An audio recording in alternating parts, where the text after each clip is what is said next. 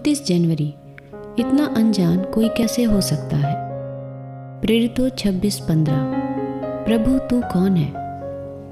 इस प्रकार यहोवा बड़े सामर्थ्य के साथ मुझसे बोला। जब हमारा प्रभु बोलता है तो बच निकलने का कोई रास्ता नहीं होता।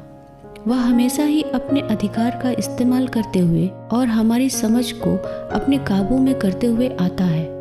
क्या परमेश्वर की आवाज़ सीधे तौर पर आपके पास पहुंची है?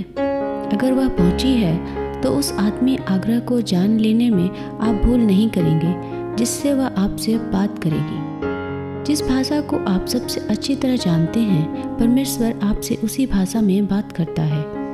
आपके कानों के जरिए नहीं बल्कि आपके हालातों के जरिए। परमेश्वर को हमारी खुद की आस्थाओं में हमारे मजबूत भरोसे को मिटाना होता है। हम कहते हैं मुझे मालूम है कि मुझे यही करना चाहिए, और अचानक परमेश्वर की वाणी एक ऐसे अंदाज में बात करती है जो हमारी अज्ञानता की गहराइयों को प्रकट कर हम पर प्रबल हो जाती है।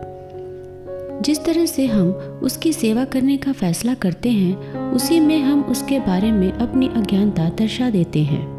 हम यीशु की सेवा एक ऐसी आत्मा में होकर करते हैं जो उसकी नहीं है, और फिर उसकी तरफ से बोलते हुए हम उसी को चोट पहुंचाते हैं। हम शैतान की आत्मा में यीशु के दावे आगे बढ़ाते हैं। हमारे शब्द सुनने में ठीक जान पड़ते हैं, लेकिन आत्मा शत्रु की होती है।